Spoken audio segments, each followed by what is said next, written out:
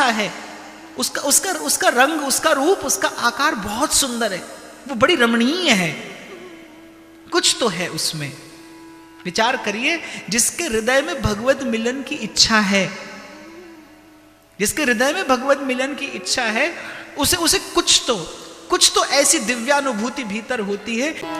इसीलिए कल भी मैंने निवेदन किया था, बड़ा सौभाग्य है, देवता इस सौभाग्य को लालायित होते हैं। वल्लभाचार्य जी महाराज रीझ गए किस पर? सूरदास जी के दैन्य पर। सूरदास जी की जो दीनता थी, सूरदास जी की जो विनय थी, जैसे कोई बड़ा उदार व्यक्ति हो ना, उसके सामने कोई दीन आ जाए, कोई हीन आ जाए, कोई आंखों में अश्रु भर के आ जाए, तो वो उदार व्यक्ति अपनी सहज उदारतावश न देने वाली वस्तु भी दे देता है, क्योंकि वो उदारता उसका स्वभाव है। बहुत लोग हमने देखे जीवन में ऐसे, वो किसी को रोता देखते हैं तो रो पड़ते हैं। और वैसे भी भजन करने वाले का चित्त तो इतना सरस होना ही चाहिए। वैष्णव जन तो तेने कहिए, जे पीर पराई जाने रे, और पर दुखे उपकार करे। लेकिन फिर इसी दैन्य का परिचय देते हैं नरसिंह मेहता भी, मन अभिमान न आने रे। देना कैसे? ऐसे रहीम देते हैं कि देनहार कोई और है, जो भेजत दिन रैन, लोग भरम हम पर करें, तासो नीचे नैन। तो श्री महाप्रभु जी रीझ गए सूरदास जी के दैन्य पर। संकल्प कर लिया महाप्रभु ने कि सूरदास जी को वस्तु मिलनी चाहिए, ये भगवत प्रेम के, ये भगवत भाव के, ये विशुद्ध भक्ति भाव के योग। क्यों नहीं सूरदास जी ने अपना परिचय दिया ये कहकर कि मैं अमुक कुल में उत्पन्न ब्राह्मण हूं? सूरदास जी ने नहीं कहा मैं ब्राह्मण हूं। उस समय ऐसी व्यवस्था थी समाज में कि ब्राह्मण को बड़ा ऊंचा स्थान प्राप्त था, ब्राह्मण सब ओर से सम्माननीय था।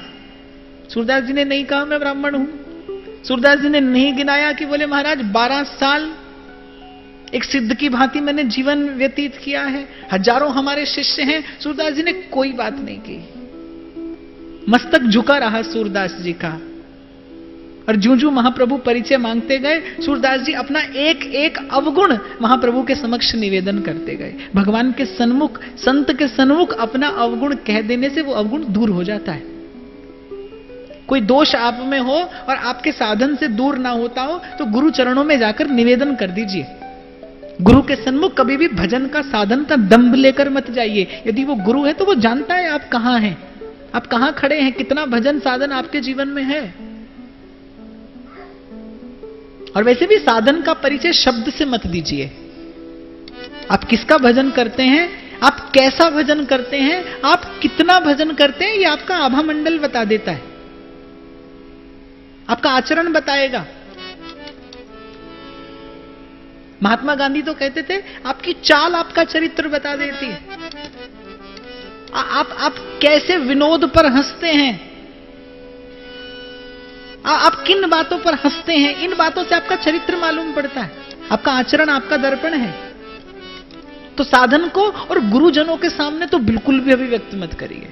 संत के सामने तो अपना दोष कहना चाहिए, संत के सामने भजन का दंभ लेकर मत जाइए। हमारे पास कोई आएगा, बोले महाराज जी कथा करानी है, 50 करा चुके। पहली बात ये बोले 50 करा चुके, अब 51वें आप मिल गए, 52वां कोई और मिल जाएगा। हम तो बस आप जैसे संतों का कल्याण करने के लिए आए हैं धरती पर, और हम कर रहे हैं। अब भाई इतने मूर्ख थोड़ी हैं हम, आधी बात आप कहते हो, आधी हम समझ जाते हैं। कुछ आप कह देते हो, कुछ हम समझ लेते हैं। नहीं, सूरदास जी ने कुछ नहीं कहा, रोते रहे, विनय करते रहे कि का जानो कब भाग जगे है, क्या जानो कब भाग्य जग जाए मेरा, इनकी मुझ पर कृपा हो जाए, इनकी मुझ पर कृपा दृष्टि हो जाए। मैंने आरंभ में कहा ना, बस कुछ ऐसा कर दीजिए, कोई ऐसा आचरण आपसे बन पड़े कि एक समर्थ संत के संकल्प में आपका स्थान बन जाए। सूरदास जी की दीनता ने, सूरदास जी के दैन्य ने विवश कर दिया महाप्रभु जी को सूरदास जी पर कृपा करने के लिए। दीनता ठाकुर जी को विवश कर देती है कृपा करने के लिए। ठाकुर जी व्याकुल हो जाते हैं जीव की दीनता से।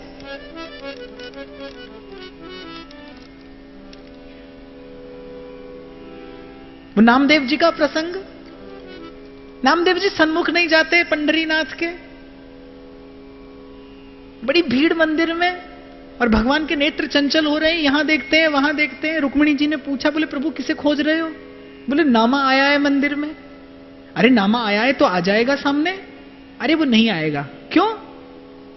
वो दर्शन करने आया है तो सन्मुख क्यों नहीं होगा? बोले वो मंदिर के किसी कोने में मुख छुपाए बैठा बैठा रोता है, गिड़गिड़ाता है कि क्या मुख लेकर आपके सन्मुख आऊं प्रभु। इस प्रकार लजाते सकुचाते गिड़गिड़ाते नामदेव जी को कौन ढूंढता है? पंढरीनाथ ढूंढते हैं, विट्ठल खोजते हैं ऐसे भक्त को। अब पीछे पीछे हरि फिरे, कहें कबीर कबीर। बस आप भी इतने सजग रहना, भजन के परिणाम की चिंता मत करना, लेकिन कहीं भजन करते करते भजन का दंभ तो नहीं बढ़ रहा? कहीं आप में कर्तृत्व का अभिमान बढ़ता तो नहीं जा रहा? कहीं आपकी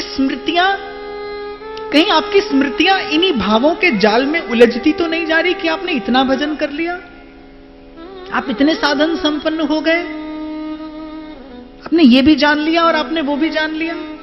भजन का एक ही परिणाम है, यदि आप उचित रीति से किसी उचित संत के मार्गदर्शन में रहकर भजन करते हैं, साधन करते हैं, शुभ कर्म करते हैं, तो प्रत्येक शुभ कर्म के परिणाम में आपका दैन्य बढ़ना चाहिए, आपकी विनय बढ़ जाए, जीवन में आपका शील बढ़ जाए, आपकी विनम्रता की अभिवृद्धि कराए आपका साधन।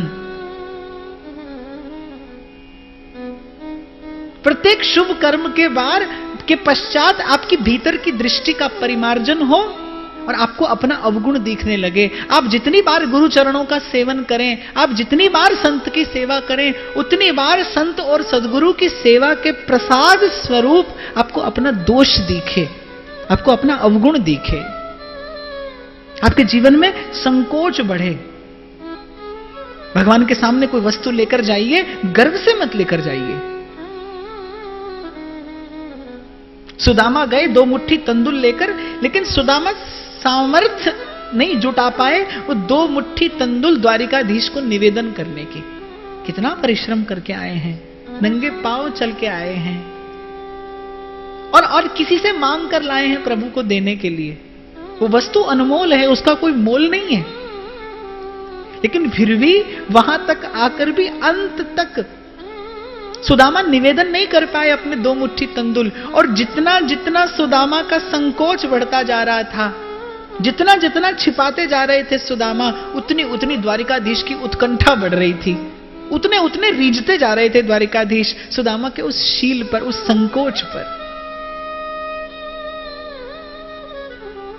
साधु का संग करोगे, संत का संग करोगे तो पता चलेगा कृपा की कसौटी क्या है, क्या होती है विनम्रता। मैंने कहा ना, ये इस भाव को आप ओढ़ नहीं सकते, इस कला को आप सीख नहीं सकते,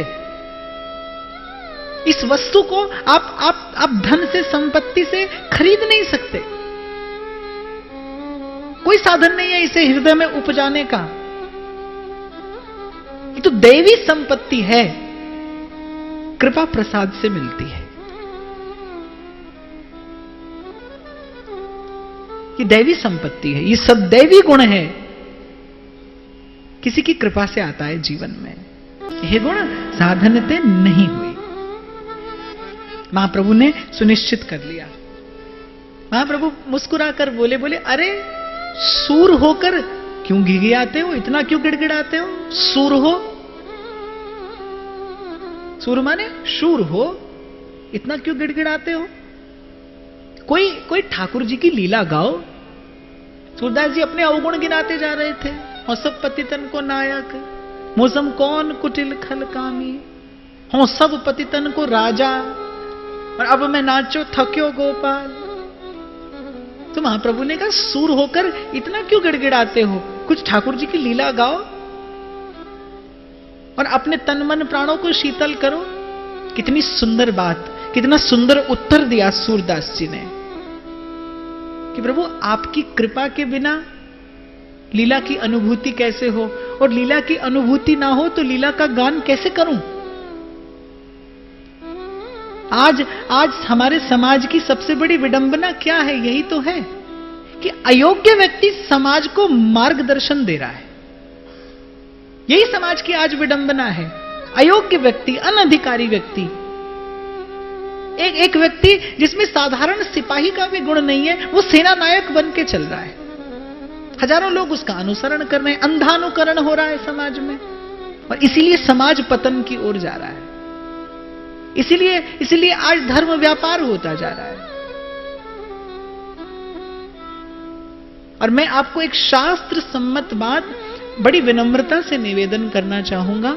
मुझे किसी की निंदा नहीं करनी है, किसी का खंडन भी नहीं करना है, परंतु एक बात कहना व्यासपीठ का कर्तव्य भी है और अधिकार भी। मैं बड़ी विनम्रता से यह निवेदन करना चाहूंगा कि आप हो, मैं हो, या कोई भी हो जो इस संसार में आया है, प्रभु भी आए हैं यहां, परंतु मनुष्य के सुख का जो मूल है, मूल माने जड़, सुख का मूल धर्म है। धर्म खंडित होगा, धर्म आक्रांत होगा, धर्म पीड़ित होगा, तो जीवन की सब शाखाएं प्रशाखाएं, जीवन के सब फल फूल पत्र पुष्प पल्लव सब पीड़ित हो जाएंगे, सब खंडित हो जाएंगे। आप सभ्य समाज के संभ्रांत लोग हैं, धर्म को व्यापार मत बनने दीजिए।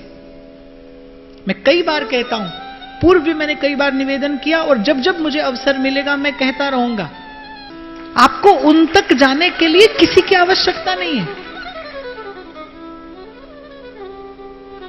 ये आज भारतवर्ष की विडंबना है, ये पीड़ा है हमारी। मैं किसी दुर्भावना से ग्रस्त होकर ये बात नहीं कह रहा। आप साधिए स्वयं को। आध्यात्मिक उन्नति किसी के आश्रय से नहीं होती, भगवान के सहारे होती है। और वो जितने सूर के, रविदास के, नानक के, कबीर के, तुलसी के हैं, उतने ही मेरे हैं, उतने ही आपके हैं।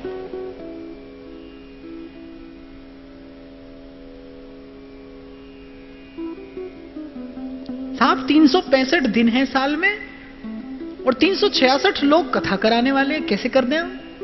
समझ में ही नहीं आता।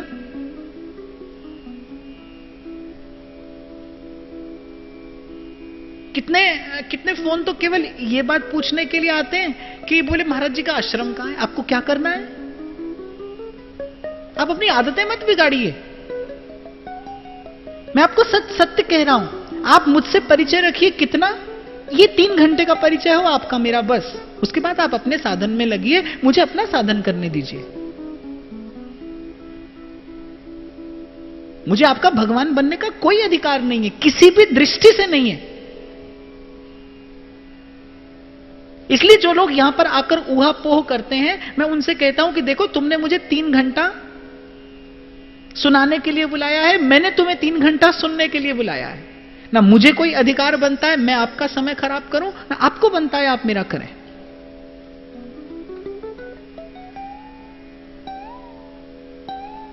और मैं तो एक और बात पर पिछले कुछ वर्षों से चिंतन करता हूं, क्योंकि देखता हूं, नित्य प्रति देख रहा हूं, मैं आश्रम बनाऊं, छल से कपट से धन अर्जित करके, फिर मैं आश्रम बनाऊं और आप लोग आए। आप लोग ही तो आओगे, और कौन आएगा? आप ही में से कोई आएगा। मैं आश्रम बनाऊंगा, आप लोग आकर उसे घर बना दोगे।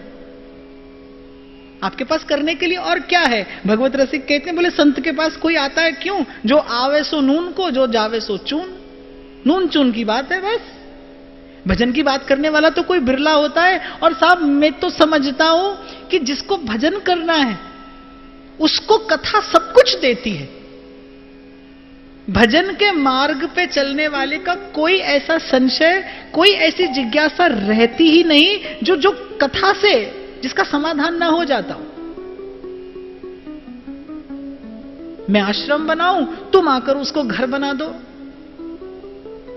मुझे तो लगता है कि कोई कोई ऐसी विधा, कोई ऐसी विद्या मैं आपको बता दूं जिससे आप अपने घर को ही आश्रम बना लें।